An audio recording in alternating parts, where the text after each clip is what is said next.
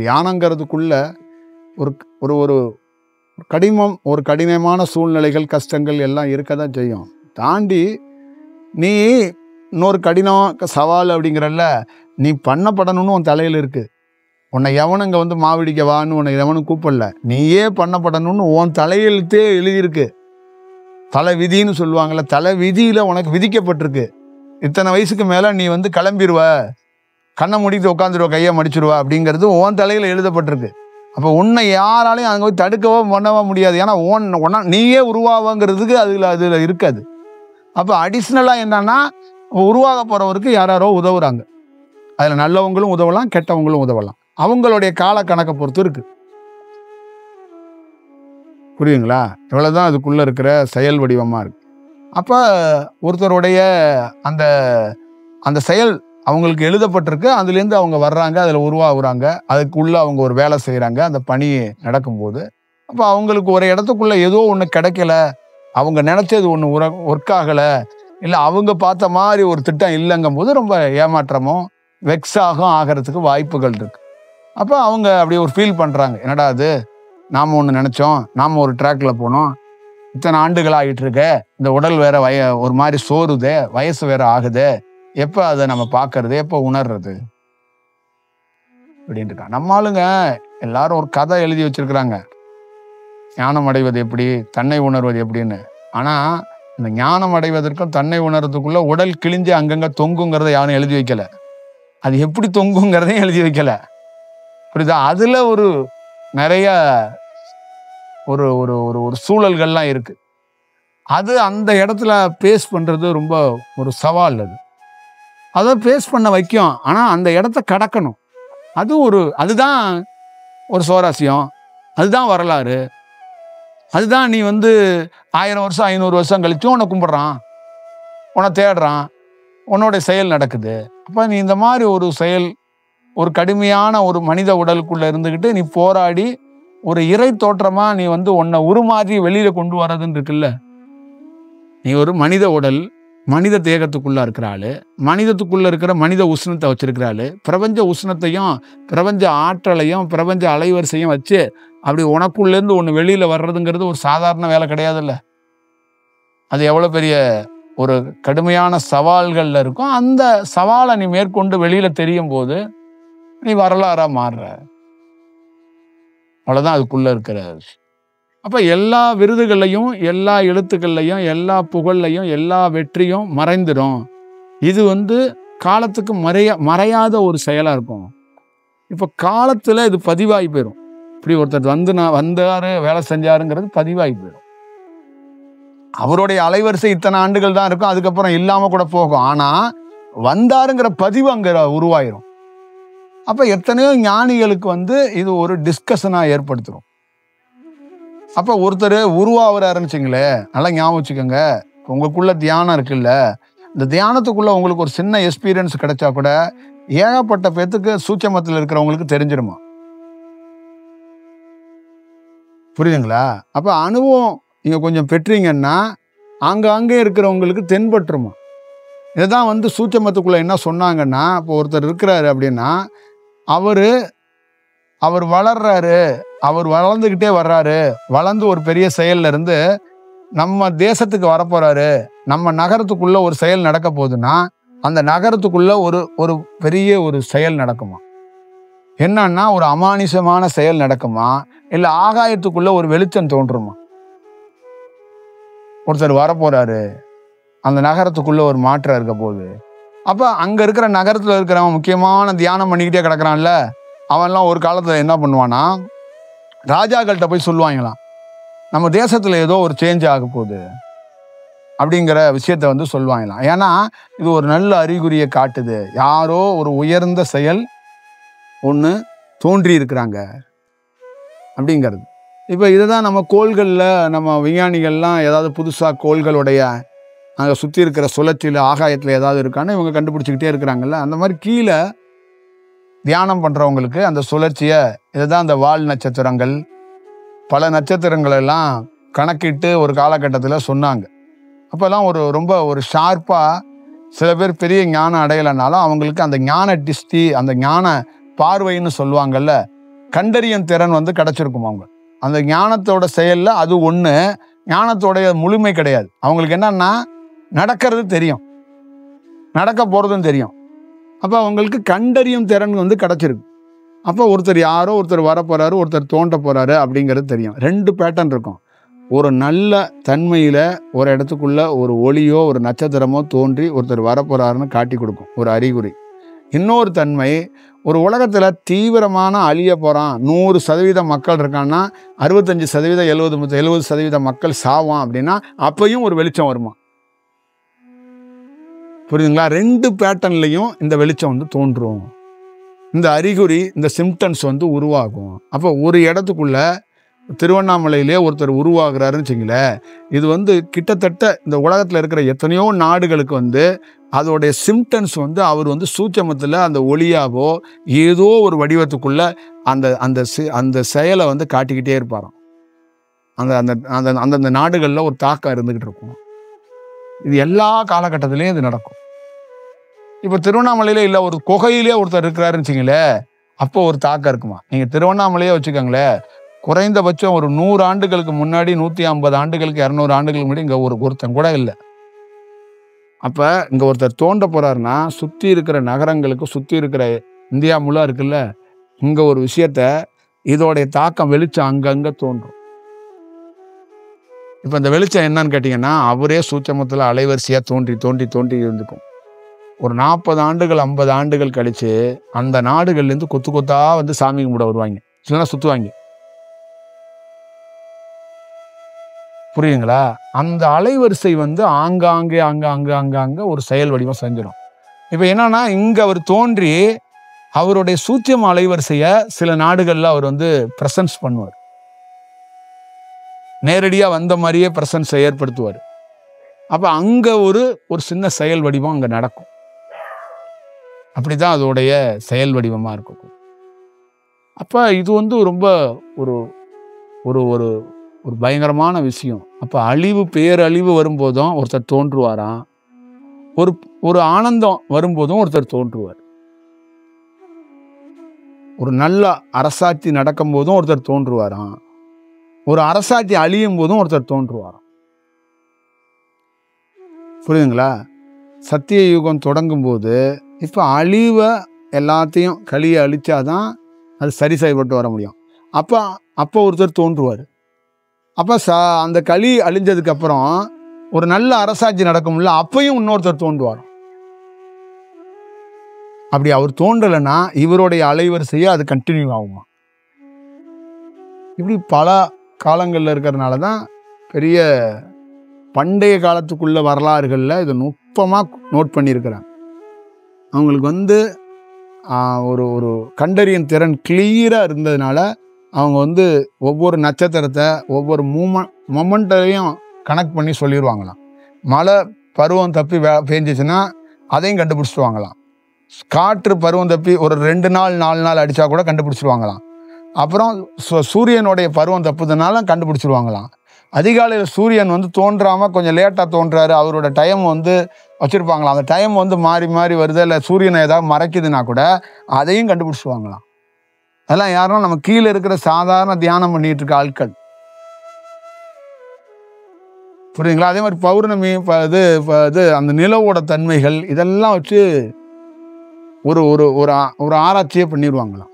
அப்போ இந்த மாதிரி சுழற்சியெல்லாம் இருக்குல்ல, இதெல்லாம் எடுத்து கணக்கு போடுவாராம், ஒருத்தர் எழுதுவாராம். எழுதி இந்த மாதிரி சூழலில் நம்ம நாட்டில் நம்ம தேசத்தில் இந்த மாதிரி ஒருத்தன் ஆட்சி செய்வான். அப்போ இப்போ இருக்கிற ஆட்சி இருக்குல்ல, இது அப்படியே மாறும். இப்போ ஒரு தர்மத்தோட சத்தியத்தோட ஒருத்தர் ஆட்சி பண்ணுறாருல, அவர் ஆட்சி கவர்ந்துடும். மோசமான ஒருத்தன் வருவான் பாரு அப்படின்னா அவர் பிள்ளைய அப்பனை கொண்டுட்டு கூட வந்து ஆட்சியில் உட்காருவான். அப்போ இவர் இங்கே கால்குலேஷன் போட்டே சொல்லிடுவாராம். இப்போ இது அரசாட்சிக்கிட்ட சொல்லாமல் அவங்க சீடர்கள்ட்ட உட்காந்து டிஸ்கஷன் பண்ணுவாங்க. புரியுதுங்களா? அவங்க பெரிய மன்னர் குறிப்புகிட்டலாம் தொடர்புலாம் இருக்க மாட்டாங்க. என்னன்னா என்ன அப்படிங்கிற விஷயம் அவர் வந்து எல்லா குறிப்பையும் வச்சு கொடுத்துட்டு அவங்க மண் சட்டியில் சோறாக்கி தின்னுட்டு அவங்க ஏதோ ஊருக்கு அங்கிட்டு காட்டுலையோ மரத்தடி பக்கத்துலையோ எங்கேயோ வாழ்ந்துட்டு உட்காந்துருப்பாங்க. அப்போ அவங்க என்ன குறிப்பு கொடுத்துருப்பாங்கன்னா, இந்த மாதிரின்னு ஃபுல் ஹிஸ்ட்ரி இருக்குல்ல, துண்டு துண்டு துண்டு துண்டா நோட் பண்ணி அங்கங்கே அதை கண்டுபிடிக்கிறது ரொம்ப கஷ்டம். அப்படி ஒரு 7 போட்டு அங்கே ஒரு 3 புள்ளியை வைப்பார், அங்கிட்டு ஒரு 8 போட்டு 4 புள்ளியை வைப்பார், இங்கிட்டு ஒரு சுழியன் மாதிரி வச்சு அதுக்குள்ளே 2 புள்ளியை வச்சுருப்பார். வச்சுட்டு இப்படி சீட்டை தூக்கி போட்டே போவார். அப்போ அவங்களுக்கு மோல்டு பண்ணி இது எல்லாத்தையும் குறிப்பெடுத்து பின்னாட்களில் இவர் போனதுக்கப்புறம் புத்தகமாக எழுதி வெளியில் கொண்டு வருவாங்க. அதுக்கு உதவுவார். அப்போ இந்த குழுவை வச்சுக்கிட்டு அவர் காடுகள் மலைகள்லையும் சுற்றிக்கிட்டே இருப்பார். வெளியில் உட்காந்து ஒரு நகரத்தை வாட்ச் பண்ணுவார். ஒரு நகரத்தோட போக்கு, ஒரு நகரத்தோட செயல், அப்போ பிற நாடுகளுடைய செயல், இதெல்லாம் அவருக்கு தெரிஞ்சுக்கிட்டே இருக்கும். அப்போ எத்தனை குழந்தை பிறக்குது, எப்படி இறக்குது, என்ன செய்யுது, விலங்குகள் எப்படி இருக்கு, எல்லாத்தையும் ஒரு தரவா அவங்க பண்ணுவாங்க. இதுல தான் நம்மளுடைய பண்டைய காலத்துடைய வரலாறுகள் நுட்பமாக உருவாக்கப்பட்டது. அப்போ இந்த மாதிரி கண்டறியும் திறனில் இருக்கிறவங்கள்ட்ட இந்த வரலாறு பிறந்துச்சு. இப்படியாப்பட்ட சூழல்ல தான் நாம் ஒரு ஸ்டேஜில் இப்போ கடந்து வந்தோம். அப்புறம் அடுத்த ஸ்டேஜில் ஞானிகள் வரணுன்னா இந்த வரலாறுகளை தாண்டி அவனே சூட்சமத்தில் ஆங்காங்கே வெளிச்சத்தை போட ஆரம்பிச்சிட்டான்.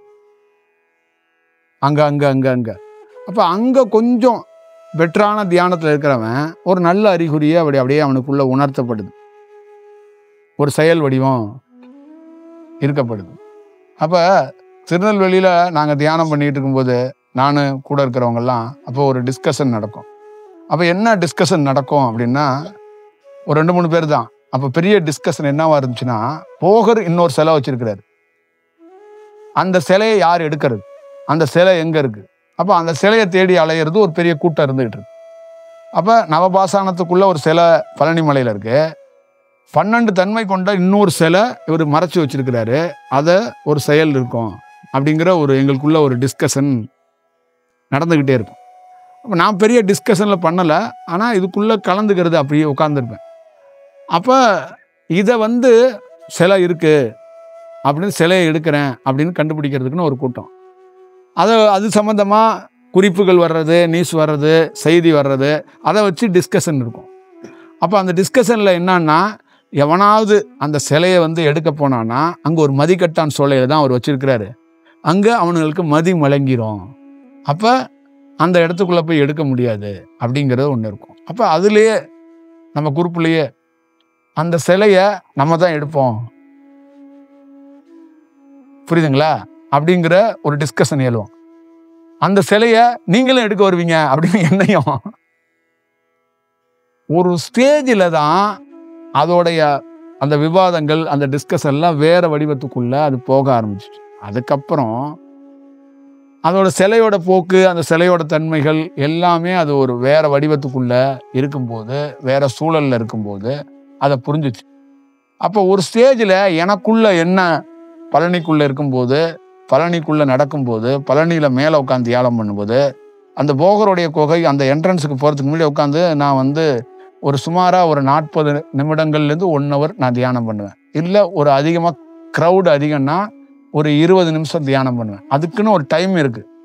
அந்த அந்த தேர், அந்த தங்கத்தேர் இழுக்கிற டயத்துக்குள்ளே போய் உட்காரும்போது க்ரௌடு உள்ளே வராது, எல்லாம் தங்கத்தேரை பார்க்கறனால வெளியில் நிற்கிறாங்கன்னா அந்த டயத்தை செட் பண்ணி அதுக்கேற்ற மாதிரி அந்த 6:30 அந்த மாதிரி ஒரு டயத்தில் மேலே போய் ரெகுலராக மேலே போய் உட்காந்து ஒரு டயத்தில் உட்காந்துடுறது.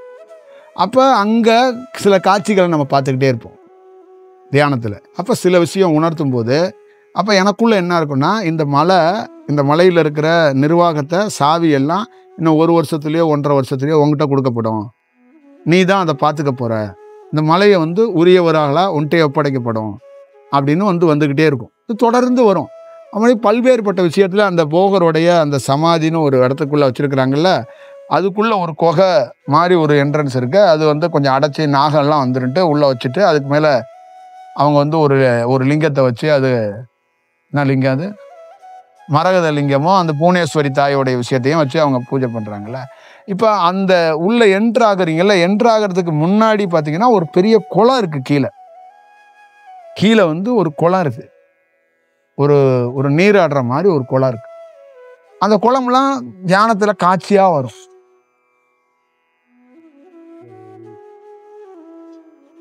அந்த காட்சியாக அது ஒரு ஒரு வடிவத்துக்குள்ள அது வர தொடங்கும்.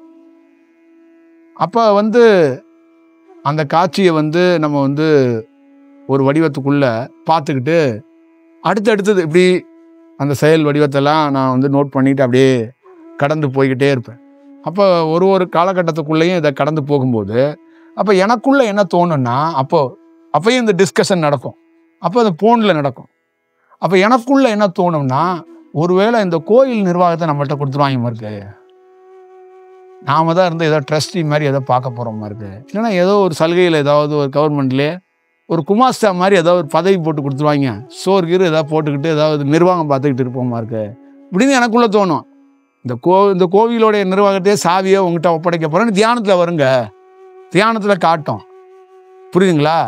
அப்போ எனக்குள்ளே இந்த மாதிரி ஒரு ஒரு ஒரு தொந்தரவாக பண்ணும். இந்த மலை, இந்த இடம், அப்புறம் அந்த சிலை, அதுக்குள்ளே இருக்கிற ரகசியம் அப்படின்னு காட்டிக்கிட்டே இருக்கும். நீங்கள் டெய்லி எனக்கு இதை போய் தியானம் பண்ணுறது, அடுத்த நாள் என்ன மாதிரி ஒரு கியூரியாசிட்டி வந்துடும்னா, இன்னைக்கு என்ன காட்ட போகிறாங்கன்னு போகணும்.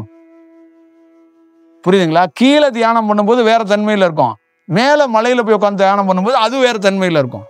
அப்போ ஒரு குறிப்பு நோட்டை எடுத்துகிட்டு போகிற மாதிரி இப்போ இன்றைக்கி என்ன ஒரு கதை வரப்போதோ தெரியலையே அப்படின்னு ரொம்ப ஆவலோடு போய் உட்காந்துருக்கும்போது சில நேரத்தில் கதையே வராது, ரொம்ப பிளெயினாக அப்படியே உட்காந்தே இருப்பேன். அப்படி இந்த மாதிரி ஒரு சூழலில் தொடர்ந்து எனக்கு உள்ளே நடந்துக்கிட்டே இருந்துச்சு. அப்போ ஒரு டிஸ்கஷனோ ஒரு ஆய்வோ ஒன்று இருந்துச்சு. ஒரு ஸ்டேஜில் எனக்குள்ளே என்ன வந்துச்சுன்னா, அந்த சிலையும் நீயும் வேற இல்லைன்னு வந்துச்சு. இது என்னடா இது ஒரு புது கதையாக இருக்குது, அது ஒரு சிலை, இது ஒரு மனிதன், இது எப்படி ஒன்றாகும் அப்படின்னு ஒரு டிஸ்கஷன். அது ஒரு டிஸ்கஷனில் அது தியானத்தில் வருது, தியானத்துக்குள்ளேயே நடக்குது. இந்த மாதிரி இது மாதிரி ஒரு பருவத்திலேயே கொஞ்ச நாள் இருந்துட்டு இருக்கேன். அப்புறம் ஒரு ஸ்டேஜில் நீ ஒரு பெரிய கூட்டத்தோடு அந்த சிலையை உருவாக்குறதுக்கு ஒரு திட்டம் தீட்டின அப்படின்னு சில இடங்களுக்கு போவோம். அந்த பழனி மலையை சுற்றி அந்த இடத்துக்குள்ளேருந்து நிறைய அதுக்கான மெசேஜ், அதுக்கான குறிப்புகள் எல்லாம் வெவ்வேறு விதமாக வந்துக்கிட்டே இருக்கும். அப்போ இந்த சிலை சம்பந்தமாக எனக்கு ஏகப்பட்ட குறிப்புகள் அந்த தியான வடிவத்துக்குள்ளே நடந்துக்கிட்டே இருந்துச்சு. அந்த சிலையை சுற்றி, அந்த சிலை விஷயம், அந்த மலையை சுற்றி, அந்த மலைகளை சுற்றி இருக்கிற மற்ற மலைகளை சுற்றி, அந்த மலைகள்லாம் எனக்கு புதிது தான். அந்த ஊரில் இருக்கிறவங்க தான் எனக்கு அந்த மலைகளை பற்றியெல்லாம் அறிமுகம் பண்ணி வைக்கிறாங்க. நான் ஒரு எப்படின்னா ஒரு வழிப்போக்கன் மாதிரி ஒரு இடத்த புதுசாக தான் பார்க்குற மாதிரி பார்த்தேன் நான். அது ஆல்ரெடி நமக்கு அறிமுகமானது, ஆல்ரெடி நமக்கு தெரிஞ்சதை மாதிரிலாம் பார்க்கல. அந்த மாதிரிலாம் எனக்குள்ளேயும் ஒரு கிளர்ச்சி ஏற்படலை. ஆனால் அங்கே போய் புதுசாக போகிற மாதிரி போகும்போது அங்கே தான் கிளர்ச்சி ஏற்படுது, அங்கே தான் மாற்றம் ஏற்படுது. அந்த கிளர்ச்சியும் பெரிய கிளர்ச்சியாக இல்லாமல் அந்த இடத்துக்குள்ளே இருக்கும்போது பெரிய கிளர்ச்சியாக இருக்குது, அதுலேருந்து வெளியில் வரும்போது இயல்பாக வந்துடுறேன் நான். அப்போ நமக்குள்ளே என்ன தோணுன்னா, இந்த இடத்துக்குள்ளே போனால் ஒரு சக்தி இருக்குது, இந்த இடத்துக்குள்ளே போனால் நல்லா இருக்குது, அப்போ தொடர்ந்து அந்த இடத்துக்கு போகிறதுக்கான ஒரு வாய்ப்பை தக்க வச்சுக்கோன்னு தான் தோணுச்சு. இப்படி தான் அந்த பகுதி முழுக்க நடக்கிறதுக்கான ஒரு வாய்ப்புகள் இருந்து. அடிக்கடி பூம்பாறைக்கு போகணும்னு தோணும், பூம்பாறைக்கு என்னை விடாது. நான் ரொம்ப போனதில்லை, ஒரு 2-3 டைம் தான் போவேன். கொடைக்கானலுக்கு போகணும்னு தோணும், தங்க வைக்காது. அப்போ அந்த குளூர் பிரதேசங்களில் எனக்கு சிறு வயதுலேருந்து குளூர் ஆகாது, குளூரில் தங்க மாட்டோம். அதே மாதிரி குளூர் பிரதேசத்துலேயே தங்கிறதுக்கான வாய்ப்புகளே எனக்கு உருவாகாது, எனக்கே உருவாகாது, இயல்பாகவே உருவாகாது. ஒரு நாள் இல்லை ஒரு 2 நாள் கூட தங்க மாட்டோம், இது மாதிரி தான் இருக்கும். அப்போ அந்த பகுதிக்குள்ளேயே தான் நம்ம இருந்தோம், அங்கே வெவ்வேறு வடிவத்துக்குள்ளே தான் இருந்துச்சு. அப்புறம் தான் ஒரு காலகட்டத்துக்கு மேலே அதோட growth, அதோட விஷயம் வேற மாதிரி இருக்கும்போது அப்புறம் நாம் ஒரு தெளிவாக நான் இந்த டிஸ்கஷன் பண்ணாங்களா, அப்போ நம்ம சொன்னோம், இன்னொரு சிலையெல்லாம் அவர் பண்ணி வைக்கல, அது வேற ஒரு கதை அப்படிங்கிறத அது சொல்லி, அப்புறம் அந்த மதிக்கட்டான் சோலையில் அவர் மறைச்சி வச்சிருக்கிறாரு அப்படின்னு சொல்கிறது அதுவும் வேற ஒரு செயல். அப்புறம் அவர் ரசவாதத்தெல்லாம் பண்ணி சதுரகிரி மாதிரி ஒரு இடத்துல ஒரு குழியை தோண்டியோ இல்லை மலையில் தோண்டியோ ஒரு கிணறு மாதிரிலாம் வச்சுட்டு போயிருக்கிறாரு அப்படின்னு சொன்னதெல்லாம் அவங்க எல்லாருக்குள்ளேயும் அது பேசப்பட்டது, எல்லாருக்குள்ளேயும் அது உணர்த்துது. அந்த மாதிரி ஒரு சூழல் எனக்கு உணர்த்தலை, எனக்கு வேற வடிவத்துக்குள்ள. அப்போ எனக்குள்ளேருந்து என்ன அப்படின்னா, ரசவாதங்கிறது ஒரு மருந்தை போகர் வைக்கலை, அதான் ஞாபகம் வச்சுக்கணும். ரசவாதங்கிறத ஒரு மருந்தை போகர் வைக்கலை, ரசவாத சம்பந்தமான அந்த அலைவரிசையை அவர் வச்சிருக்கிறார். இந்த அலைவரிசையை ஒருத்தன் பெற்றானா அந்த ரசவாதத்தை அவனால் அதை ஒர்க் பண்ணவோ கண்டுபிடிக்கவோ அதுக்குள்ளே பயணிக்கவோ முடியும்.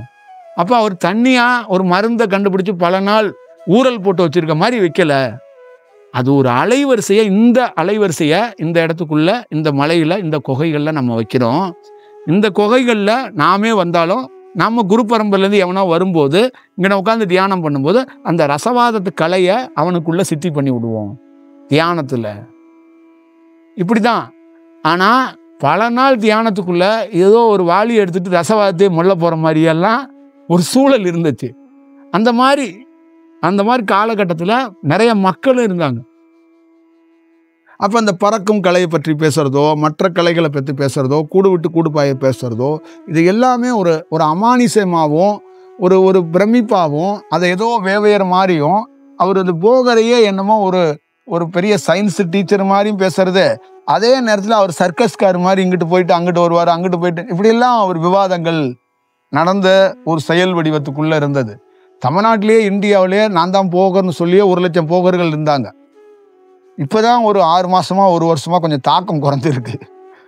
புரியுதுங்களா? இப்போ இந்த கல்கியோட அவதாரனே பல பேர் இருந்தாங்க. நாங்கள் தான் அடுத்த அவதாரம் அப்படின்னாங்க. நிறைய எல்லா மனிதனுமே நான் கேட்டால் 140 கோடி பேருமே நீங்கள் அவதாரம்னு சொல்லிக்கலாம், ஒன்றும் தப்பு கிடையாது. ஏன்னா எல்லாரும் நீங்கள் குருன்னு சொல்லிக்கலாம், எல்லாரும் செஞ்சுக்கலாம். அது காலமும் நேரமும் அந்த சூழலும் அந்த செயல் வடிவம் தான் அதை ஒருத்தர் யாருங்கிறத அந்த வடிவத்தில் கிடச்சி அது காட்டப்பட்டதான் அது உண்டு. அது பிரபஞ்சம் காட்டினாதான் அது உண்டுங்கிறது அதோட விஷயம். அதை நாம் வார்த்தையால் சொல்லிக்கிறது அப்படிங்கிறது என்னன்னா மாயையால் நாம் மாண்டு போகிறதும் நம்மளுடைய வளர்ச்சியை செட்பேக் பண்ணிக்கிறது மாதிரி ஆகி போயிடும்.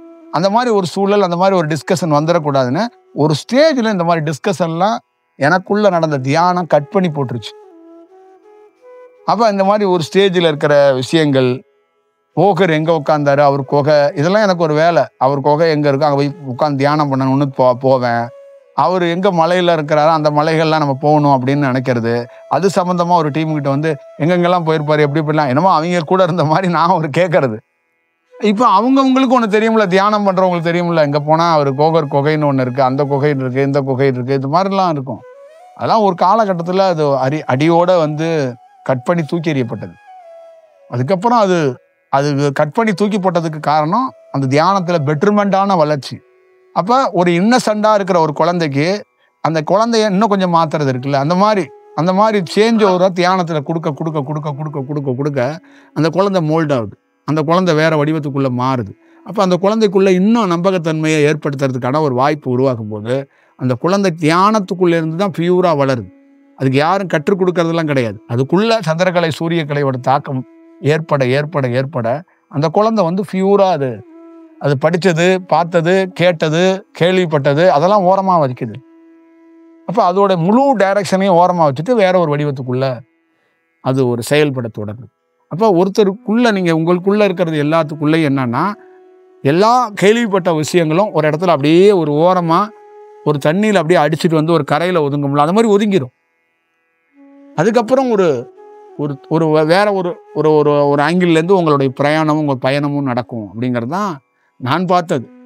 இது தியானத்துக்குள்ளே எல்லாருக்குள்ளேயும் அது நிகழும், எல்லாருக்குள்ளேயும் அது நடக்கும் அப்படிங்கிறது தான் அதோடைய செயல்பாடுகள். அப்போ அதிதீவிரமான ஒரு மனிதன் தியானம் பண்ணிக்கிறவனுக்கு கற்பனை வர்றதுக்கு வாய்ப்புகள் இருக்குது, மாயை வர்றதுக்கு வாய்ப்புகள் இருக்குது. அப்புறம் அதிதீவிரமாக அவனே சிந்திச்சு ஒரு கால்குலேஷன் போட்டு ஒரு கோடு வரைஞ்சிக்கிறது, ஒரு படம் வரைஞ்சிக்கிறதுக்கு வாய்ப்பு இருக்குது. இப்போ நிறைய பேர் நம்ம பார்த்துருக்கோம், கோயில் கட்டணும் பிளான் பண்ணியிருக்கவங்க பார்த்துருக்கோம். எனக்கு இந்த மாதிரி ஒரு உருவம் வருதுன்னு வரைஞ்சவங்களை பார்த்துருக்குறோம். பல மொழிகள் உள் சார்ந்து பேசுகிறவங்களை பார்த்துருக்குறோம். பல்வேறுபட்ட பிரிவுகளில் நம்ம பார்த்துருக்கோம். அதெல்லாம் முப்பிறப்போட தொடர்பும் அந்த செயல் வடிவமும் இருக்குது. அதுலேருந்து ஒருத்தருக்கு சொல்யூஷன் ஆப்போசிட்டில் கொடுத்துட முடியாது. அப்போ என்ன கொடுத்துட முடியும்னா அந்த பருவ மாற்றம் நீங்கள் அடையும் போது தான் நீங்கள் என்ன ஸ்டேஜில் நிற்கிறீங்கிறதே முழுமையாக கண்டுபிடிக்க முடியும்.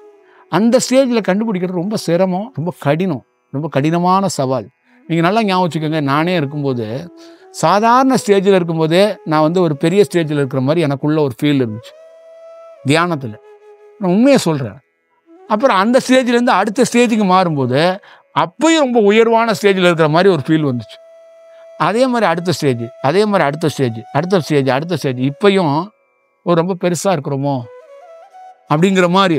அப்போ ஒவ்வொரு காலகட்டத்திலையும் அந்தந்த காலகட்டத்துக்கு ஏற்ற மாதிரி அது மாறது. ஆனால் அந்த இடத்துல நம்ம கொஞ்சம் பெருசாக இருக்கிற மாதிரி ஒரு ஃபீல் வந்து உருவாகும். அப்போ அதெல்லாம் எப்படி நம்ம நினைக்கணும்னா அது முழுமையாக நம்ம பெருசாக ஆகுறோம் அப்படிங்கிறத தாண்டி அது வந்து ஒரு கிளியர் ஒரு செயல் வந்து அது காட்டும். நாம பெருசா இருக்கிறோங்கிற பிம்பத்தை எல்லாம் தாண்டி அதோட ஒரிஜினாலிட்டியா அது வந்து காட்டும். அப்ப நமக்குள்ள நடக்கிறது என்ன நடக்குது, அப்பதான் ஒரு ஸ்டேஜ்ல தெரிஞ்சுக்க முடியும். இப்ப தியானத்துக்குள்ள என்ன உங்களுக்கெல்லாம் என்ன ஒரே ஒரு தெரிஞ்சுக்கணும்னா, தியானமே பண்ணுகிற மாணவர்களுக்குள்ளேயே தியானமே ஒரு மாயையாக ஒரு மனிதனுக்கு தடையோ ஒரு கற்பனையோ அவனை வேற பாதையில இழுத்துட்டு போறதுக்கான வாய்ப்பை உருவாக்கிடும். ஒருத்தன் உருவ வழிபாட்டுக்குள்ள போய் உட்காந்துருவான், இல்லை சாமியாரை போற மாதிரி போயிடுவான், இல்லை தியானத்துக்குள்ள அவனுக்குள்ளே ஏதாவது ஒரு சின்ன கலை சித்தி ஆயிரும், அங்க அவன் வேற ரூட் எடுத்துருவான். இந்த மாதிரி நிறைய ட்ராக்கு அங்கங்க ஒரு பரிணாமம் நடந்துடும்.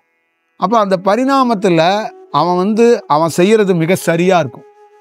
அவனுக்கு தோணும், நான் செய்யறது மிக சரி, நான் மிக சரியா தான் இந்த உலகத்துக்கு ஒரு போதிச்சுக்கிட்டு இருக்கேன், இந்த உலகத்தை வழி நடத்துறேன், சில மக்களுக்கு ஹெல்ப் பண்றேன். தனிப்பட்ட முறையில் நீங்க போய் யாரை வேணாலும் கேளுங்க, எந்த ஆசிரமம் வேணாலும் போங்க, யாரையாவது ஒருத்தரை கெடுக்கணும்னு நீங்க தியானம் கொடுக்குறீங்களான்னா இல்லைன்னு தான் சொல்லுவாங்க. அப்போ நான் உயர்வான ஒரு விஷயத்துக்கு ஏங்க இவ்வளோ பேர் தியானம் கொடுக்குறீங்க, ஏங்க இவ்வளோ பேர் யூடியூப்ல பேசுறீங்க அப்படின்னா, அவங்கள்ட்ட தனிப்பட்ட முறையில் ஒவ்வொருத்தட்டையும் உட்காந்திங்கன்னா, நான் இந்த உலகத்துக்கு ஒரு விஷயம் செய்யறதுக்கு வந்திருக்கிறேன், எனக்கு உணர்த்துது, எனக்கு காட்டுது, என் தியானத்தில் நான் பார்க்குறேன், நான் இதை செய்கிறேன் அப்படிங்கிறாங்க. இல்லை அவங்களுக்கு இது பிடிச்சிருக்கு, எனக்கு இதுக்குள்ளே இருக்கணும்னு தோணுது, அதனால இந்த வேலையை செய்கிறேன் அப்படின்னு சொல்றாங்க. அப்போ அவங்களுடைய நோக்கம் என்னன்னா, இந்த கலையை கொண்டு போய் நான் சேர்க்கணும், இந்த தியானத்தை கொடுக்கணும், என்கிட்ட வர்றவங்கள்ட்ட நான் கொடுக்குறேன் போறேன் அப்படின்னு எல்லாருக்குள்ளேயே ஒரு ஸ்டேட்மெண்ட் இருக்கு. அப்போ யாருடைய ஸ்டேட்மெண்ட்டை நீங்க கவனிச்சு பார்த்தீங்கன்னா, யாரையோ கெடுக்கிறோம் யாரையோ போறோங்கிறதெல்லாம் இல்லை. எல்லா பேருமே ஒரு அனுபவம் பெற்றவங்க, கொஞ்சம் அனுபவம் பெற்றவங்க, கொஞ்சம் அனுபவத்தை கொஞ்சம் தேங்கி நிற்கிறவங்க, எல்லா பேருமே வகுப்படுத்திக்கிட்டே இருக்கிறாங்க. ஆட்கள் குறைவா இருக்கிறாங்க நிறைவா இருக்கிறதெல்லாம் விட்டுருங்க, அவங்களுடைய நோக்கம் நான் மிக சரியா இருக்கிறேன், மிக நுட்பமாக நான் சரியா இருக்கிறேன், சூட்சமத்திலே நேரடியாகவும் என் குருநாதர் என்னை வழி நடத்துறாரு, இதுக்காக தான் இந்த கலையை சொல்லித்தரேன், தீட்சையை கொடுக்குறேன் அப்படின்னு இந்த உலகம் முழுக்க ஒரு கூட்டம், சமாதியில் இருக்கிற குருநாதர் புக்கை தூக்கிக்கிட்டு ஒரு கூட்டம் போகுது, லைவ்ல ஒரு இடத்துல என் குருநாதர் இருக்கிறாருன்னு சொல்லிட்டு அதை ஒரு கூட்டம் ஒரு புக்கை தூக்கிட்டு போகுது. இப்படி பல்வேறுபட்ட பிரிவுகள்ல ஒவ்வொருத்தரும் போய்கிட்டே இருக்கிறாங்க. இப்ப நம்ம வாழ்க்கையிலையும் இதே மாதிரி ட்ராக்ல வரும்போது தான் அப்ப அந்த சந்திரக்கலை சூரியக்கலை இந்த ட்ராக்கையே மாத்துனுச்சு. ஒரு சேஞ்ச் ஓவர்னு சொல்லுவாங்கல்ல, அந்த சேஞ்ச் ஓவரை என் லைஃப்ல பார்த்தேன். அப்ப இந்த மாதிரி சித்தர்கள் பயங்கரமா வெறித்தனமா, சித்தர்கள்னா டிஸ்கஷன்னா அங்கே போய் உட்காந்துட்டு கேட்கறது, இந்த சித்தர் அந்த சித்தர் இந்த சித்தர், காலையில் எழுந்தோன்னே அகத்தியரே போகரே அப்படின்னு ஒரு எல்லா சித்தரையும் ஒப்பிக்கிறது தான் எனக்கு வேலை, சித்தரை ஒப்பிக்கிறது தான் எனக்கு வேலையே. அப்புறம் எல்லா பெண் தெய்வத்தையும் எனக்கு ஒப்பிச்சுக்கிட்டு இருக்கிறது தான் எனக்கு வேலை. ஆனால் ஒரு பக்கம் தியானம் பண்ணுறது, இந்த மாதிரி ஒப்பித்தல் ஒரு பக்கம் இருக்கும்.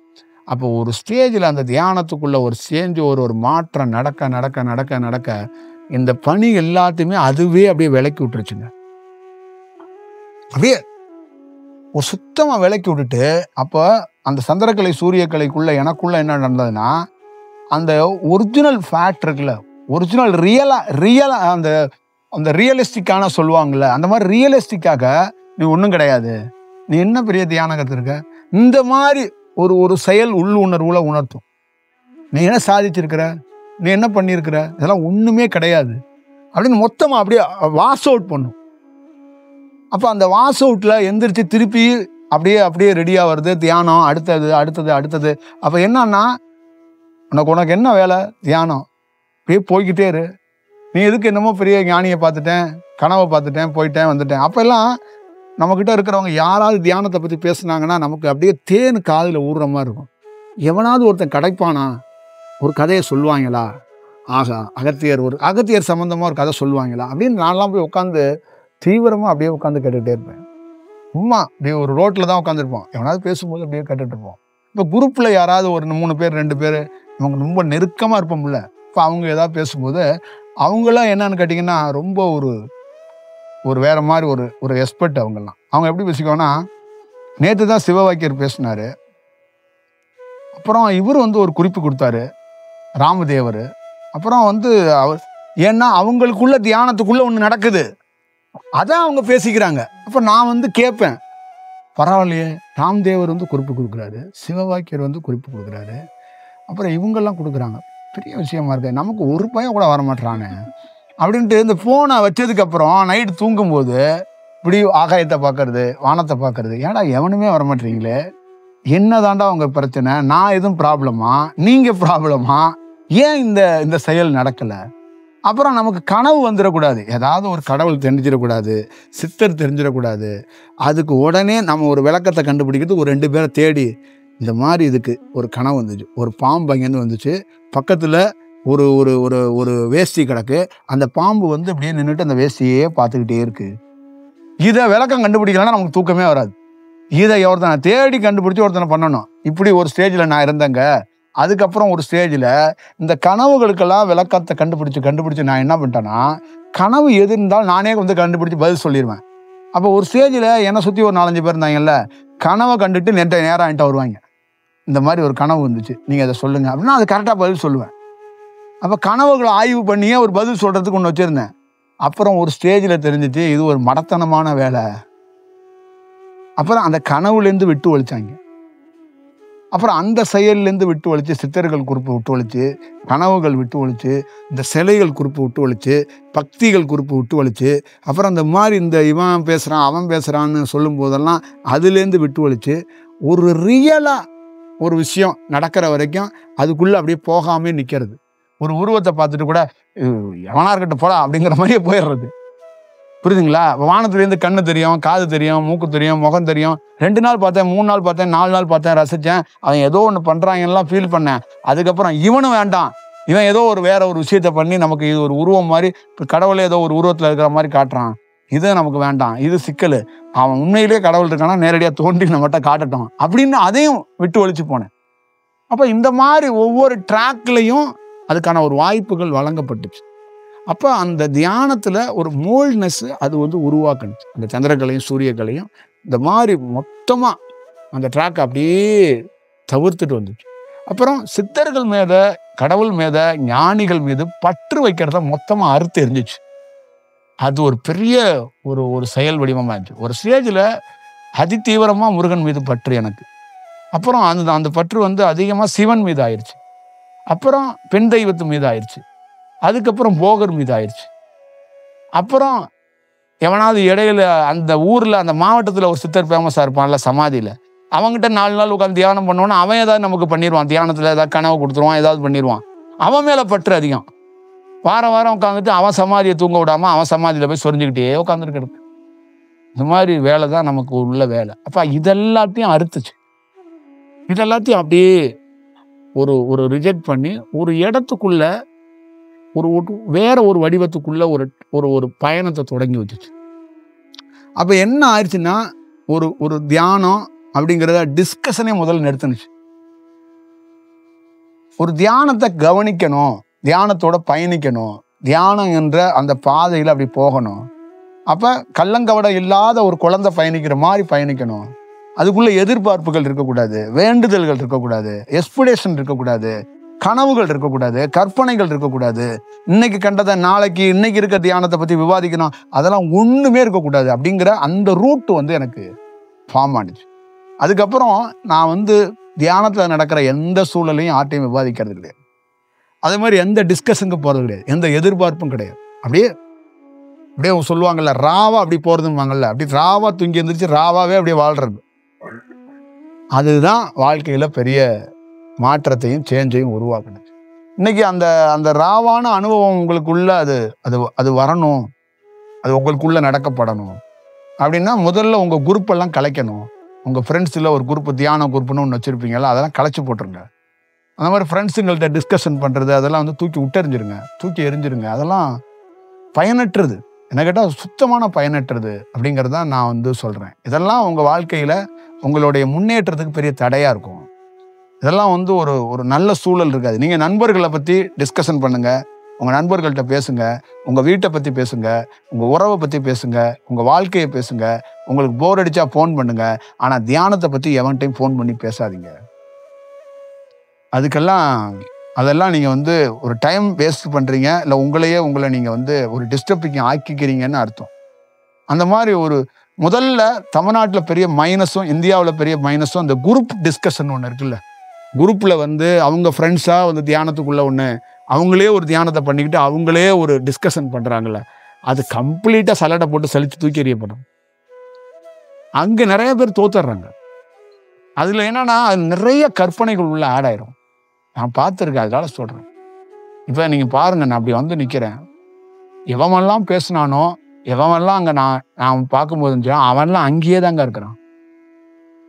அந்த குரூப்பில் பேசினாங்கல்ல, அந்த சலடையில் வந்து சித்தர்கள் கித்தர்கள்னு சொல்லிகிட்டே இருந்தாங்க, அவன்லாம் அங்கேயே தான் இருக்கான். நான் பார்த்தவன் எல்லா பேருமே எவனுமே அங்கேருந்து வரல.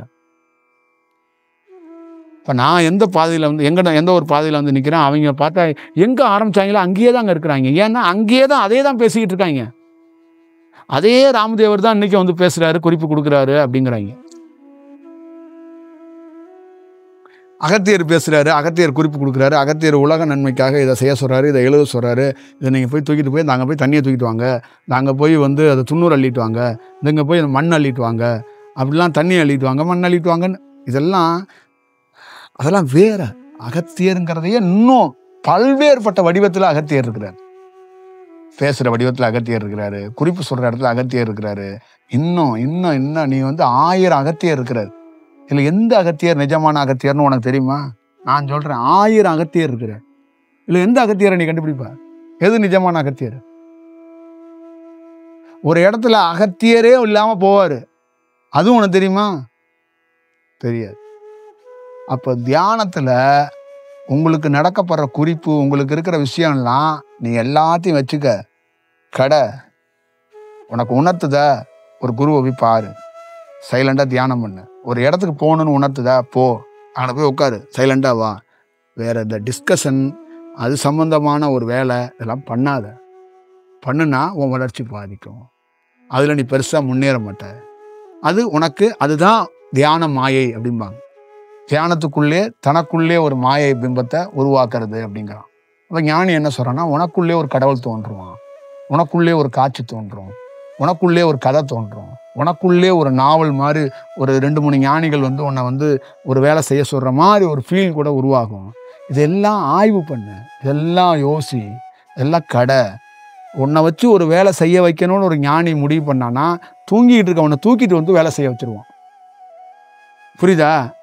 அவ்வளோ பெரிய முட்டாளுங்க கிடையாது ஞானிகள். புரியுதா? அகத்தியர் வந்து இந்த உலகத்தில் ஒரு பணி செய்ய போகிறான்னா ரொம்ப ரொம்ப டேரிங்காக போல்டாக செய்வாங்க. அகத்தியர் வந்து ஒரு இவர் கிடையாதுல்ல, ஒரு கட்சியோட மாவட்ட செயலாளர் கிடையாதுல்ல. ஒரு அலைவரிசை எப்படி வேலை செய்யும்? இந்த உலகத்துக்கு ஒன்று உணர்த்தணும், இந்த உலகத்துக்கு ஒன்று காட்டணும் அப்படின்னா அவனோட ஸ்ட்ரக்சர் எப்படி இருக்கும், அவன் செயல் எப்படி இருக்கும்?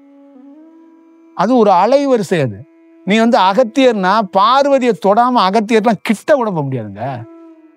அகத்தியரோட சுண்டி விரலை கூட தொட முடியாது. அகத்தியர்னா முதல்ல தெரியாது. அதான் சொல்லிட்டேன், 1000 அகத்தியர் இருக்காரு. நான் தான் சொல்கிறேன், 1000 அகத்தியர் இருக்காரு. நீ எந்த அகத்தியரை போய் இப்போ பார்ப்ப சொல்லு? போகர் 2000 போகர் இருக்காரு, நான் பார்த்துருக்கேன். எந்த போகர் வந்து ஒரிஜினல் போகர்னு நீ எப்படி கண்டுபிடிச்சிட்டு வருவா? அவரே சொல்றாரு, எது ஏன்னா கண்டுபிடிச்சி வர சொல்லு, எதை போய் கண்டுபிடிச்சி வருவா? கோடிக்கணக்கான சிவன் உட்காந்துருக்கான், எதுல எந்த சிவனை போய் ஒரிஜினல் சிவன் கண்டுபிடிப்ப? அதுக்கு தான் சொல்றாரு, தியானம் பண்ணு. நான் வந்து கோடிக்கணக்காக பரவி கிடக்கிறேன், எது நிஜங்கிறத தியானம் பண்ணாதான் உனக்கு எல்லாம் விட்டு ஒழிச்சா மாய விலகுனா நிஜம் தெரியும். நீ தியானம் பண்றதை விட்டுட்டு தண்ணி மொள்ள போறேன், சொம்பெடுக்க போறேன், பூஜை பண்ண போறேன், சொம்பை கவுத்து வச்சு எனக்கு சித்தர் வந்து அதை சுற்றி வர சொல்றாரு. பல சொம்புகளை நான் வந்து பார்த்துட்டேன். சொம்பெல்லாம் எனக்கு தெரியும். சொம்பு கடைசி வரைக்கும் சொம்பும் அங்கே தான் இருக்கும், நீ அங்கே தான் இருப்ப. பல சொம்புகளை நான் தமிழ்நாட்டில் பார்த்துட்டேன். பல சொம்பு வச்ச சாமியார்களையும் பார்த்துட்டேன், பல சொம்புகளையும் பார்த்துட்டேன். அதனால வீட்டில் பூஜை பண்ணுறேன், காட்டில் பூஜை பண்ணுறேன், நாட்டில் பூஜை பண்ணுறேன். நாட்டுக்கு நன்மை நடக்கும். செத்து போயிடுவா ராஜா, நேரத்தையும் காலத்தையும் வீணடிக்காத. நான் அவ்வளோதான் சொல்கிறேன், புரியுதா? அப்படி இல்லைன்னா நீ வந்து உனக்கு அதுக்கேற்ற மாதிரி ஒரு ஆளை வச்சுக்க. நல்ல தியானம் பண்ணுறவன் அங்கெல்லாம் போகாத, இந்த மாதிரியெல்லாம் விரயம் பண்ணாத, வீண் விரயம். தியானத்தில் நீ சாதிக்கிறியோ இல்லையோ மாயையில் விழுகாத. கிளியராக இரு. ஒரு ஞானிங்கிறவன் மாயை இல்லாதவன். அப்போ தியானம் மட்டுமே பண்ணு. எனக்கு ஒன்று தெரியலை, காட்டி கொடுங்கன்னு பல நாள் தியானம் பண்ணு. காசிக்கு வாங்குற, உண்மையிலே நீ தான் வர சொல்றியா, காலம் வர சொல்லுதான்னு உடனே போகாத. 1 மாதம் தியானம் பண்ணிக்கிட்டே இரு, புரியுதா? அப்போ அவன் காட்டுவான். பரவாயில்ல, இவ்வளோ சின்சியராக 1 மாதம் பண்ணுறான்னா இவனை வர வைக்கணும்னா அதுக்கேற்ற மாதிரி ஒரு பிளான் பண்ணும். இல்லைப்பா அது மாயைன்னா அதை கழட்டி விட்டுரும். எதுக்கு தியானங்கிற ஒரு திறவுகோலை உன் கையில் கொடுத்தான்? புரியுதா? நீ உருகி தியானம் பண்ணி பல நாள் அதுக்குள்ள ஒரு ஸ்டடி பண்ணிக்கிட்டே இருக்கும்போது அங்கே உனக்குள்ள ஒரு கற்பனையும் ஒரு மாயை உருவாகும் போது அவனே கொளுத்தி போட்டுருவான். எந்த மாயை வந்துச்சோ அந்த மாயை கொளுத்துறதுக்கு இன்னொருத்தன் வருவான் அப்படிங்கிறது தான் அதோடைய பொருள். அது புரியுதுங்களா? அது ஒரு ஒரு உலகம் முழுக்க அது பரவி கிடக்குங்க. அது பௌர்ணமி பூஜை, அமாவாசை பூஜை, குறிப்பா வந்துருங்க. இதெல்லாம் நீங்கள் பண்ணுங்க, நான் வேண்டாங்கிறதில்ல. ஆனால் இதுக்குள்ளே நீங்கள் அந்த ஞானத்தோட செயல் வடிவத்துக்குள்ளே போக முடியாதுங்க. அதெல்லாம் எனக்கு தெரிஞ்சதுனால நான் சொல்கிறேன். நான்லாம் ஒரு குழந்தை மாதிரி நான் அப்படியே தகர்ந்து வந்திருக்கிறேங்க. எனக்கு அப்படி ஒரு விஷயத்தை பிரபஞ்சம் காட்டி தான் இந்த சேரு கூட்டியாந்துருக்கு. புரியுதுங்களா? எல்லாத்தையும் பார்த்துட்டு தான் கூட்டிகிட்டு வந்து அது வந்து அடித்து காலை பிடிச்சிக்கிட்டு அடித்து தான் கூட்டியாந்து இங்கே போட்டிருக்குது. சும்மாலாம் கூட்டிகிட்டு வரல. அது ஒரு அப்படி ஒரு வேலை. இன்றைக்கும் நம்ம வந்து ஒரு 1ஆம் வகுப்பு மாணவன் மாதிரி தான் உட்காந்துருக்குறோம். நம்ம வந்து பெரிய இது ஆச்சா பூச்சாலாம் அங்கே ஆச்சா பூச்சாக்கெல்லாம் வேலை இல்லைங்க. அங்கே எந்த பாச்சாவும் கிடையாது, எங்கள் ஆச்சாவும் கிடையாது. அங்கே ஒன்றும் கிடையாது. அங்கே ஒன்றும் பண்ண முடியாது நம்ம. புரியுதுங்களா? அதான் சொல்கிறோமே, இந்த உலகத்தில் நீங்கள் போராடுறீங்க, போராடி ஒரு சக்ஸஸை பண்ணுறீங்க.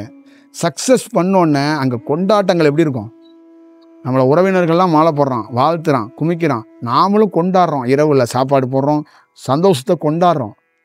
ஆனால் ஒரு ஞானத்தில் ஞானம் அடைஞ்சானா, அந்த அனுபவம் கிடச்சிச்சின்னா ஊரே கொண்டாட அவனால் கொண்டாட முடியாதான்.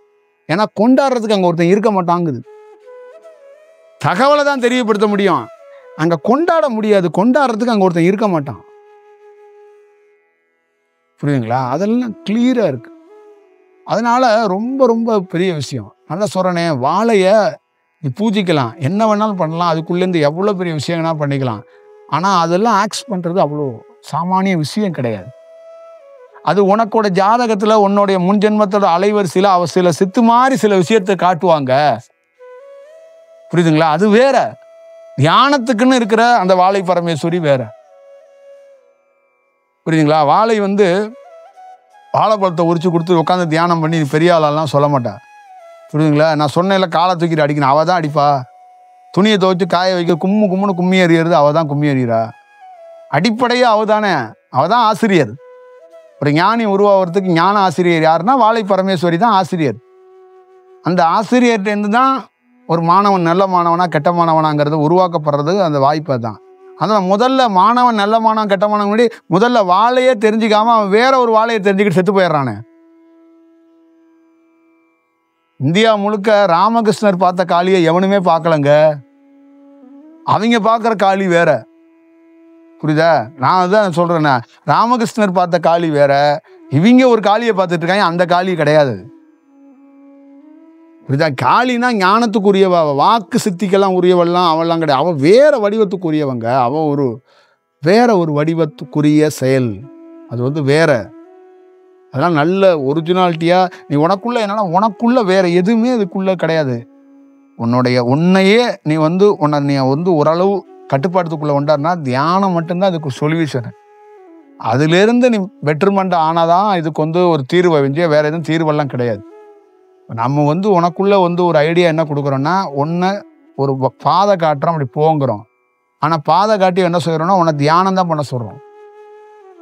நான் சொல்லிட்டு போன வழிமுறையை அந்த ஃபார்முலாவே வச்சுக்க அப்படிங்கிறத, ஃபார்முலாவை எடுத்துகிட்டு போ, ஒரு ஸ்டேஜில் நீ தியானம் பண்ணு, அந்த ஃபார்முலா உனக்கு கை கொடுத்துக்கிட்டு ஒரு இடத்துல போகும், ஒரு இடத்துல ஃபார்முலாவே கீழே போட்டுரு, உனக்கு அது வழி நடத்தும். அப்போ ஒரு ஸ்டேஜுக்கு மேலே ஃபார்முலா தேவைப்படாது. ஒரு ஸ்டேஜ் வரைக்கும் தான் ஃபார்முலா தேவைப்படும். அதுக்கப்புறம் நீ கொஞ்சம் உருவாகியிருப்ப, அந்த உருவாக்குனதே உன்னை காப்பாற்றும், உன்னுடைய உள் உணர்வே உன்னை காப்பாற்றும். அப்போ அந்த உள் உணர்வு உன்னை காப்பாற்றுங்கிறது எதுனா மதி. அந்த மதிங்கிறது யாருன்னா வாழையே உனக்குள்ளே வந்துடுவா. அவள் உனக்கு உள் உணர்வாக இருந்து உன்னை வழி நடத்துவா, உனக்கு ஒரு வாழ்வழிப்பா, உனக்கு வந்து ஒரு ட்ராக் காட்டுவா, ஒரு பாதை காட்டுவா. தியானம் வந்துச்சு, தியானம் போணுச்சு, தியானம் நடந்துச்சு, வாழை வந்தா, உள்ளுணர்வா எனக்கு வழிகாட்டினா, வழி செஞ்சா, தவறு செய்யும்போது தண்டிச்சா, திட்டுனா, ஒரு செயல் செஞ்சா, கேட்காத பட்சத்தில் கொஞ்ச நாள் போய் நீ லோல் போட்டு லொங்கு போட்டுவான்னு உட்காந்துருந்தா. அப்போ போய் தேவையில்லாத கதைகளை பேசுறது, தேவையில்லாத சித்தர்களை பற்றி, பாடல்களை பற்றி, அதை பற்றி இதை பற்றி எல்லாம் நம்ம தேவையில்லாத டிஸ்கஷன்லாம் பண்ணும்போது அவள் அப்படியே நம்மளை விட்டு ஓடி போயிட்டான். அப்போ அந்த உள் உணர்வுகள் இல்லை. அதுக்கப்புறம் திருந்தி கொஞ்சம் நம்ம உட்காந்துருக்கும் போது திருப்பி வந்து மரியாதையாக அந்த பக்கம்லாம் போகாத அப்படின்னு சொல்லி நம்மளை அந்த பாதையிலேயே வழி நடக்கும். புரியுதுங்களா? அதுதான் அது. இப்போ நம்ம வளர்கிற வரைக்கும் எதுவும் தீர்மானிக்க முடியாது. அப்போ ரொம்ப கரெக்டாக இருக்கணும். நீங்கள் நினைக்கிற அந்த பக்தி, நீங்கள் நினைக்கிற செயல், நீங்கள் ஒரு கற்பனையில் இதெல்லாம் தியானம் அந்த லிஸ்ட்லேயே கிடையாதுங்கிறது எங்களை மாதிரி ஆளுங்களுக்கு தெரியும். அதனால தான் ஒரு ஞானி வந்து முதல்ல ஒரு தெளிவை வந்து புரிஞ்சுக்க, ஒரு பாதையை தெளிவு புரிஞ்சுக்கிறேன். ஒரு ஒரு ஒரு ஒரு தெளிவு வந்து முதல்ல தெளிவு அடையணுங்கிறதுக்காக தான் அவன் அவ்வளோ சாமானியமாக காம்ப்ரமைஸ் ஆக மாட்டாங்க. புரியுதா? வாழை வந்து டமால்னு வந்து நின்றுட்டு இருப்பாளான்னு அவன்கிட்ட காய்ச்சிருவாங்க. காய்ச்சின்னு ஒன்று எல்லாம் மண்டையை காய விட்டுருவாங்க. ஏன்னா அவ்வளோ அனுபவம் உள்ள தேவைப்படணும். சும்மா கிடையாது. சந்திரகலை சூரியகலை தாங்க முடியாதுங்க நம்மளால. அவ்வளோ உஷ்ணம் வரும். அப்போ அதுக்கு நீ தயாராகணும். ப்ரிப்பேர் ஆகுவா. ஒரு இராணுவ அதிகாரி மாதிரி, இராணுவ வீரன் மாதிரி உன்னை அவ்வளோ தயார் பண்ணுவா. சும்மா சாதாரணமாக எடுத்தங்கௌத்தங்கிற வேலை கிடையாதுல்ல அது. இது என்ன, இது எடுத்தங்கௌத்த வேலைக்கு வந்து அந்த வேலை கிடையாதுங்க அது. அப்போ இது ஒரு ஞான ஆசிரியருங்கிறவங்க, அவள் வாழை பரமேஸ்வரி ஞான ஆசிரியராக இருக்கிறான்னா அவளோட சாமானியமாக பேசிக்கான ஒரு விஷயத்த அவள் வந்து கொண்டாந்து கொடுத்துட மாட்டா கையில். அப்போ அவ்வளோ மோல்ட்னஸை, அவ்வளோ உருவாக்குதலை, அவ்வளோ பக்குவத்தை, அவ்வளோ பெரிய கடுமையான சவால்களை உன்னை உருவாக்கி உன்னை கொடுத்து உன்னை கொண்டு வருவான். அப்படி இருக்குது. அப்போ ஒரு ஒரு ஒரு ஒரு அதான் சொல்கிறேனே, ஒரு பெரிய பிரளயம் நடக்கும். தியானங்கிறதே, ஒருத்தர் உருவாகிறதுங்கிறதே ஒரு பிரளயம்தான். நான் சொல்லிட்டேன்ல, ஒரு யுகத்துக்கு எத்தனை ஆண்டுகள் உங்களுக்கு தெரிஞ்சு?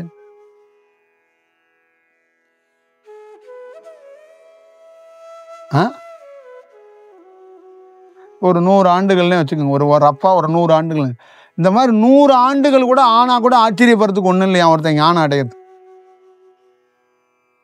அப்போ 100 ஆண்டு ஆகிறதுக்குள்ளே நாங்கள் செத்து போயிடுவோம் நீங்கள் கேட்பீங்க. அப்போ 100 ஆண்டு வாழ்ந்து நீ நொந்து நூலாவல்ல, அதை 10 ஆண்டுலேயே போட்டு கும்புருவாங்களாம். புரியுதா? 5 ஆண்டுல இன்னும் கொஞ்சம் வேகமாக நீ ஆகணும் இந்த காலத்தில். அதுக்கு மேலே நீ வந்து உனக்கு காலம் சரியில்லைன்னா முன்னாடியே வச்சு உன்னை போட்டு தோந்து வைப்பாங்களாம். புரியுதுங்களா?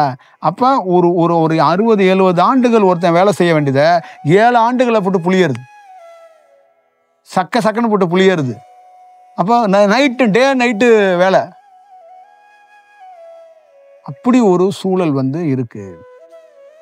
அப்போதான் இதெல்லாம், இப்போ நான் இதெல்லாம் எதுவும் சொல்கிறேன்னா நமக்கு ஒன்று தெரிஞ்சிருக்குங்கிறதுக்காக சொல்லலைங்க. ஒரு தியானம் பண்ணுற ஒரு கண்மணிகள் எல்லாருமே ஒரு தியானத்தில் நீ ஜெயிக்க வேண்டாம், ஆனால் மாயையில் தோத்துறாத, அவ்வளோதான் விஷயம். ஏன்னா தியானங்கிறது வெற்றியும் தோல்வியும் கிடையாதுங்கிறது தான் தியானமே. அங்கே வெற்றியும் கிடையாது, அங்கே தோல்வியும் கிடையாது. அதுதான் தியானம். ஞானங்கிறதும் அங்கே கொண்டாட்டமும் கிடையாது, அங்கே துக்கமும் கிடையாது. அதான் ஞானமும். அங்கே பதவியும் கிடையாது, பதவி பறிப்பும் கிடையாது. புரியுதா? அங்கே நாற்காலியும் கிடையாது, அங்கே தரையும் கிடையாது. இது வந்து நம்ம வந்து அடிப்படையாக தெரிஞ்சுக்கணும். அப்போ நீ வந்து கிடைச்சிருக்கிற வாய்ப்பை, கிடைச்சிருக்கிறத சங்கதிகள், உன்னுடைய சமூகம், இந்த சூழல்கள் கொடுக்குதில்ல, இதுதான் சரி அப்படின்னு எடுத்துட்டு போறதுக்கெல்லாம் சரி கிடையாது. மனிதர்களை மூடர்கள்னு ஞானி சொல்லிட்டான், மனிதர்களை முட்டாள்னு சொல்லிட்டான், மனிதர்களை கற்பனைவாதின்ட்டான், உன் அறிவெல்லாம் வச்சுக்கிட்டு எங்கள்கிட்ட வராதான்ட்டான். புரியுதா? அவன் ஏதாவது ஒரு மருத்துவரோ ஒரு விஞ்ஞானியோ இந்த உலகத்தில் வெவ்வேறு மாதிரி பேசும்போது ஏதாவது ரியாக்ட் பண்ணுறானா?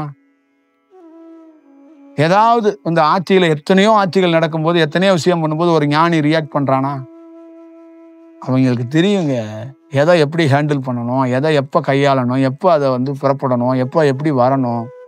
அதான் சொல்கிறேன், அவங்க ரியாக்ஷன் கொடுக்கவே மாட்டாங்க. உங்கள் பக்கத்துலேயே உட்காந்துருப்பாங்க, எந்த ரியாக்ஷன் கொடுக்க மாட்டாங்க. கண்ணை முழிப்பாங்க. கண்ணை முழித்தோடனே நீங்கள் சொல்லுவீங்க, என்ன சாமி, என்னம்மா ஒரு 500 பேர் இறந்து போயிட்டாங்க அப்படின்னு திருப்பி கண்ணை முடிப்பாங்க. திருப்பி கண்ணை திறப்பாங்க கொஞ்சம் நேரம் கழிச்சு. திருப்பி என்னம்மா 2000 பேர் இறந்துட்டாங்க. அப்படியா? அதான் நான் அப்பயே 2000 பேர் இறந்துருக்கணும், அதான் என்னன்னு நினச்சிக்கிட்டே இருந்தேன் அப்படின்ட்டுருவாங்க. அதுக்கெல்லாம் ரியாக்ட் பண்ண மாட்டாங்க. புரியுதுங்களா? அவங்க ஏன்னா அந்த ரியாக்ட் பண்ணுறதுக்கு மனம் அங்கே இல்லை. அதுதான் அங்கே பிரச்சனை. இந்த கல் நஞ்சு காரன்னு கேட்குறேன்னா, அந்த கல் நஞ்சு கல் கூட அங்கே இருக்காது. அது அப்போதான் அங்கே வேலை, இல்லைன்னா சக்தியெல்லாம் வராதுங்க. புரியுங்களா? நெய் சோறு ஊற்றி திங்கிறீங்களா, அங்கேயெல்லாம் வாழையெல்லாம் வரமாட்டா. வாழை மாதிரி இன்னொரு வாழை வருவா. அந்த மாதிரி எல்லாம் கடவுள் எல்லாம் எந்த குறுக்கு வழியெல்லாம் பயன்படுத்த முடியாது. அதுதான் சொல்றேனே, கடவுள் மாதிரி ஒரு கேரக்டரை வச்சுக்கிட்டு நீ வாழாது வாழலாம். கடவுள் வரமாட்டாங்க நாம பார்த்ததுல. அதெல்லாம் அது மாதிரி வேலையெல்லாம் நடக்கவே நடக்காது. ஏன்னா இவங்கெல்லாம் அது ஒரு பிராக்டிக்கலா உருவானா மட்டும்தான் உண்டு. பிராக்டிக்கலா உருவாயிட்டா இந்த உலகத்துல இருக்கிற வெட்ட வெளியில இருக்கிற எல்லா நட்சத்திரம், சந்திரன், சூரியன், கிரகங்கள் எல்லாமே ரியாக்ட் பண்ணும், எல்லாமே வணங்கும், எல்லாமே ரியாக்ட் பண்ணும், எல்லாமே பணி செய்யும். அதுதான் பிராக்டிக்கல். அதுங்க எல்லாமே ஒரு ஒரு ஒரு ஒரு ஒரு ரியாக்ஷனை கொடுக்கும். அந்த மாதிரி எல்லாம் ஒன்று இருக்கும். ஒரு இடம், ஒரு மண்ணு கூட ஒரு ஒரு தன்மையை வந்து அதுக்கு ஏற்படுத்தி கொடுக்கும். இப்போ அப்படி ஒரு ஒரு அவ்வளோ பெரிய உன்னதமான செயலை சாதாரணமா ஒரு விஷயத்த போய் போற போக்கில் ஹேண்டில் பண்ணிட முடியுமா? சொல்றேன் நான் பல நாட்கள் இப்போக்கி இந்த மாதிரி டாபிக்கெல்லாம் நான் பேசியிருக்க கூடாது, பேசக்கூடாது தான். ஏன் இதை பேசுறேன் அப்படின்னா, இப்பயும் மாணவர்கள்ட்ட இந்த மாதிரி ஒரு முரணான கருத்துக்களும் முரணான செயல்களை வச்சிருக்கிறாங்க. அதை தவிர்த்துக்கங்க,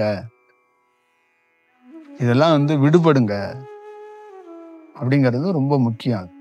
உங்களுக்கு புரியலைன்னா உங்க தியானம் ஒரு நாள் உட்காந்து ரிப்பீட்டடா திருப்பி திருப்பி திருப்பி இருக்கும்போது ஒரு நாள் அதுக்கு அந்த ஒரு கிளாரிட்டி கிடைக்கிற வரைக்கும் காத்துருங்க. உங்க கூட சக தோழியா இருக்கிற அவ தியானம் பண்ணி அவ என்ன உங்களை கண்டுபிடிச்சு சொல்லிடுவாளா? என்ன கண்டுபிடிச்சு சொல்லுவா? அவ ஏதாவது ஒரு ஒரு விஷயத்த போட்டு தள்ளிட்டு போயிடுவா. இதுதான் நடக்குது. அப்ப என்னன்னா இவங்களுக்குள்ள ஒரு ஆர்வத்தில் இருக்குல்ல அந்த குரூப்ல, அந்த ஆர்வ மீதியில ஏதாவது ஒண்ணு பண்ணிடுவாங்க.